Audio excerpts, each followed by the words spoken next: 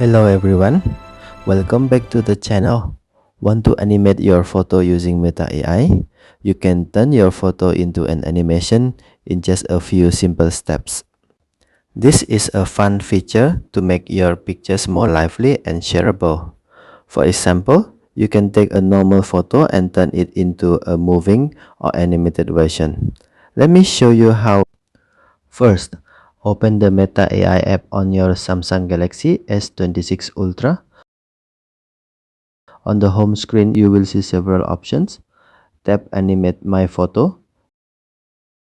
Next, choose a photo from your gallery. Select the image you want to animate. After that, Meta AI will process your photo and apply the animation. Wait a few moments until the result appears. Once finished, you can view your animated photo. You may also have options to save or share it. This feature makes your photos more creative and fun to use, and that's how to use Animate My Photo in Meta AI on your Samsung Galaxy S26 Ultra. If you found this video helpful, don't forget to like and subscribe for more simple Android tutorials. Thanks for watching, and I'll see you in the next video.